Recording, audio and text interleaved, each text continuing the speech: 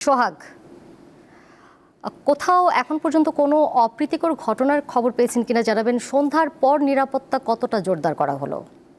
কিছুক্ষণ আগে আমরা শুনতে পেলাম যে আসলে ধুলাইপাড় যে মোড়টি গোলচত্বরটি রয়েছে সেখানে আগুনের একটি ঘটনা ঘটেছে। তবে কারা এই আগুনে লাগিয়েছে বা কোথায় লাগিয়েছে তার বিস্তারিত কিন্তু আমরা এখন পর্যন্ত জানতে পারিনি। তবে যাত্রাবাড়ি একটি গুরুত্বপূর্ণ পয়েন্ট হলেও আপনি দেখেন যে আমার পিছনে অনেক যানজট, অর্থাৎ দূরপাল্লার যে যানবাহনগুলো রয়েছে তারা সেই যানবাহনগুলো কিন্তু ঢাকায় প্রবেশ করছে এবং ঢাকা থেকেও কিন্তু বিভিন্ন জেলায় এই যানবাহনগুলো যাচ্ছে এবং গণপরিবহন কিন্তু চোখে পড়ার মতো ছিল। প্রতিদিনের মতোই কিন্তু গণপরিবহন কিন্তু চলাফেরা করছে। আমরা দেখলাম যে যাত্রাবাড়িতে কিন্তু সিগন্যালের মতো অবস্থা, অর্থাৎ যানজটের মতো অবস্থা কিন্তু গণপরিবহনে রয়েছে, কিন্তু মানুষজনের ভিতরে কোনো ভয়ভীতি বা কালকে যে একটি লকডাউন আওয়ামী লীগ ডেকেছে বড় ধরনের কোনো ঘটনা ঘটতে পারে এরকমের কোনো কিছু কিন্তু সাধারণ মানুষের ভিতরে শোনা যাচ্ছে না।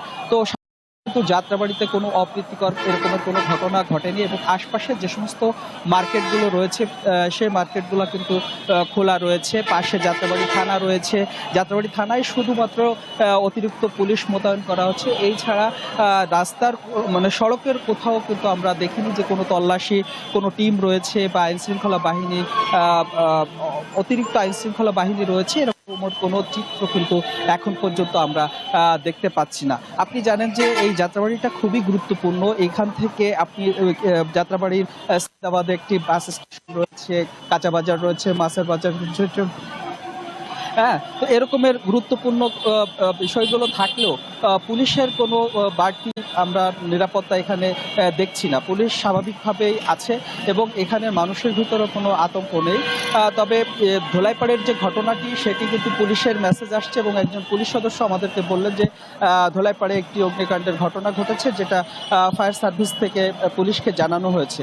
তবে সেই বিষয়গুলো নিয়ে আমরা বিস্তারিত তেমন কোনো খবর নিতে পারিনি। আপনি জানেন যে গতকাল আপনি যাত্রাবাড়ির দুটি জায়গায় দুটো গাড়িতে কিন্তু দুর্বৃত্তরা আগুন দিয়েছে এবং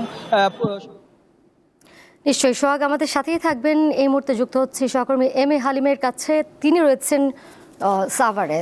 হালিম, এই মুহূর্তে এলাকার পরিস্থিতি কেমন দেখছেন জানাবেন। আইন শৃঙ্খলা রক্ষাকারী বাহিনী কি বলছেন? হ্যাঁ দুলা, আমি এই মুহূর্তে রয়েছি সাভারের আমিন বাজার, যেটি রাজধানীর প্রবেশ মুখ। তো আইন শৃঙ্খলা বিষয়ে যে বিষয়টা আপনাকে বলি, এটি সাভার এবং আশুলিয়া থানায় কিন্তু আমরা জানতে পেরেছি বেশ কয়েকটি জায়গায় তারা কিন্তু এই পুলিশের চেকপোস্ট বসিয়ে তারা নিরাপত্তা যে চৌকি সেটি বসিয়ে তারা বিভিন্ন গণপরিবহনে তারা চেক করছেন যাতে কোনো অপ্রীতিকর ঘটনা না ঘটে। তো তারা দুপুরের পর থেকে কিন্তু এই মহাসড়কের বিভিন্ন স্থানে আমরা এই চেকপোস্ট দেখতে পেয়েছি। আপনি জানেন যে গতকালকে কিন্তু এই নবীনগর চন্দ্রা মহাসড়কে একটি বাসে আগুন দেওয়া হয় এবং তারপর আজ ভোরে কিন্তু এই আশুলিয়ার যেটি নারী ও শিশু হাসপাতালের সামনে সেখানে আলিপ পরিবহন নামে একটি বাস, সেখানেও এই আগুন দেওয়া হয়। তারপর থেকে পুলিশ কিন্তু আমরা দেখতে পেয়েছি বেশ নড়েচড়ে বসে এবং তারা কিন্তু এই মহাসড়কের বিভিন্ন স্থানে তারা এই চেকপোস্ট বসায় এবং তারা যেমনটি বলছেন যে যেহেতু আগামীকালকে রাজধানীতে যে একটি প্রোগ্রাম রয়েছে সেই প্রোগ্রাম উপলক্ষেই কিন্তু যে লকডাউনের উপলক্ষে যাতে কোনো অপ্রীতিকর ঘটনা না ঘটে এবং সেই সাথে যে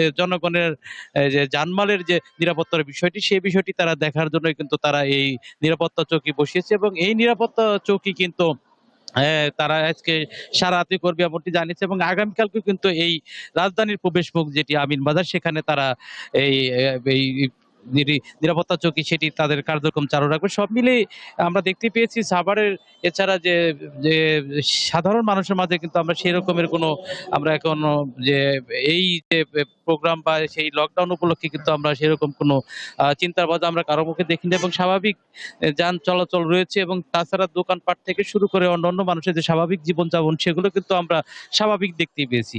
এছাড়া মানে হঠাৎ করে যে এই নিরাপত্তা চৌকি বসানো হয়েছে কিন্তু এখানে গণপরিবহনের যে যাত্রী তারা অনেকে কিন্তু এই বিষয়টি তারা জানে না এবং তারা পুলিশ তাদের নিয়মিত কার্যক্রম চালু করছে এবং এখানে যাতে কোনো অবৈধ যাতে কোনো অস্ত্র বা এখানে লাঠিসোঁটা বা অন্যান্য কিছু যাতে না থাকে সেই বিষয়টি তারা চেক করছেন। সব মিলে এগুলো চেক করে তারা এখান থেকে যাত্রীদের বা এই গণপরিবহনগুলো ছেড়ে দিচ্ছেন। এই ছিল আমার কাছে সর্বশেষ। দোলা, সোহাগ এবং হালিম, আপনাদের দুজনকেই ধন্যবাদ।